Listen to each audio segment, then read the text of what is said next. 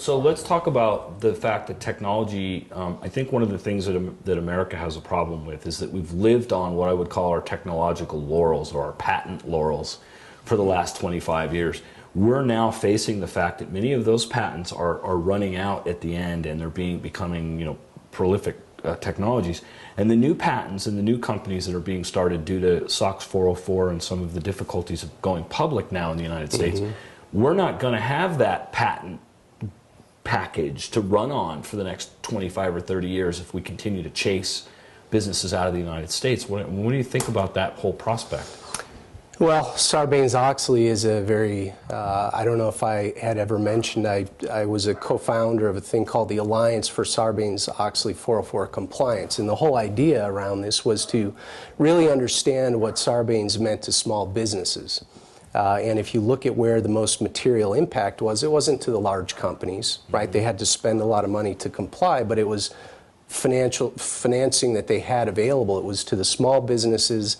They had to meet all the same levels of compliance. Now that's been adjusted and mitigated, but the damage has been done. Yeah. I know that, and I don't have the exact statistics, but the numbers that I recall were as new flotations on the NASDAQ in the U.S. between 2002 and 2004 were off 70%.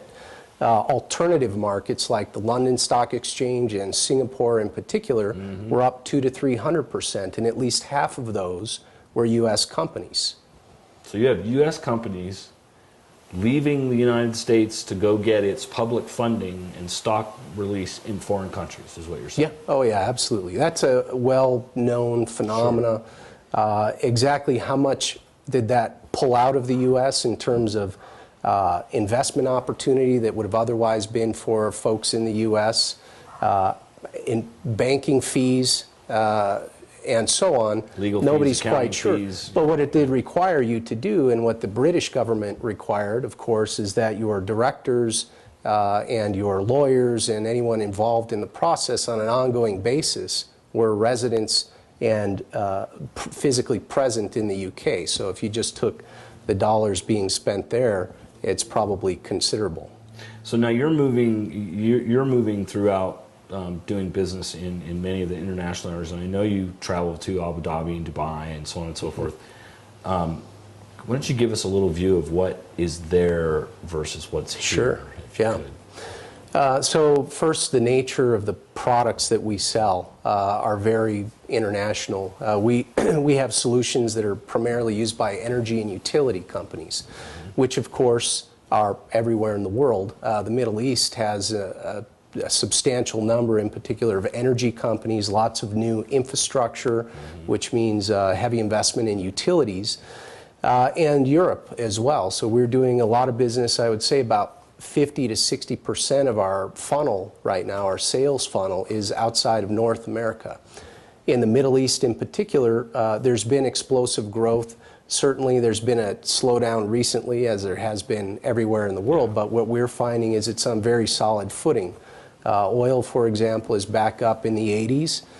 It's not going away in the near future. Hopefully we can reduce our dependency on it, but for the next 20 or 30 years, this commodity is going to be in high demand. Yeah.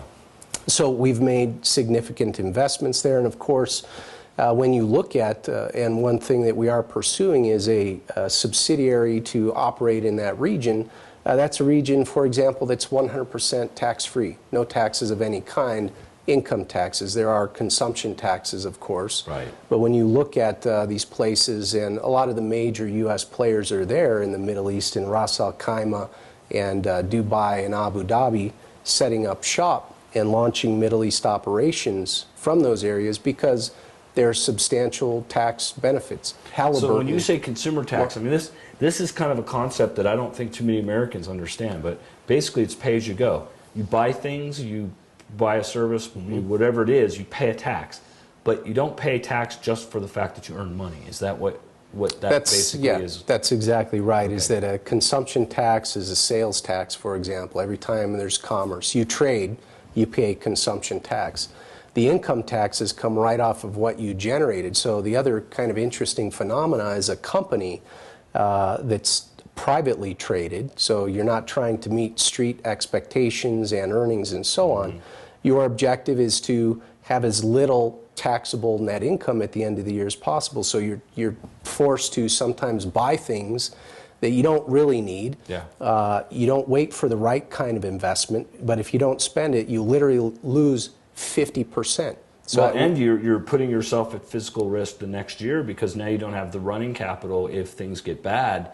You've spent all the money the year prior in order to avoid paying a tax. You know, they talk about how you know, Americans have a general issue with saving money, right? Well, if you look at American companies, the issue with trying to save money is if you save it, you will lose 50% of it. Right. So I guess there's arguments that in the current economy that motivating people to spend is a good idea, but it certainly isn't the thing that businesses want to be doing. We want to wait for the right investment, not just because it's December 31st, and now we've got to spend all our money at the end of the year or lose it. Well, we need to be prudent with our money. So you alluded a little bit about what your firm does. Why don't you give me a little more specifics? I know you're an SAP integrator, and I know you've done some work with some nuclear facilities, but give me a little idea about what actually Pipeline does. Yeah, so we, where we play is around large assets. So an asset being a nuclear power plant, a offshore oil rig, a refinery onshore.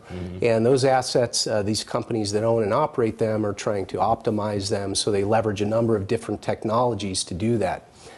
SAP is definitely a player, so from an ERP perspective, there are products like IBM Maximo, there's Primavera, which is a work scheduling tool, and what Pipeline does is effectively make all of those talk seamlessly with one another, which allows these companies to really optimize the way they run their operations. So now we've discussed in the past the shutdown turnaround and the idea of what you are brought in to do is to help to optimize when they shut down a facility and they bring it back up. How does software actually assist in that process? Yeah, well, when you shut down one of these facilities, what you have to keep in mind is you may have anywhere from 3,000 to 6,000 people working at that facility on 7 by 24-hour shifts, because when you're talking about, as an example, a nuclear power plant, when it's offline, a utility might be losing anywhere between $1 million and $2 million a day that they're not producing this power. So in a 60-day outage, if you can rein that in by a couple of days, it's anywhere from $2 to $4 million. So what our software does is it takes all the slack out of the schedule. It compresses the work timelines, optimizes the resources, makes sure that materials show up on time, that equipment is moved on time, and that people show up and do their jobs on time. So what do you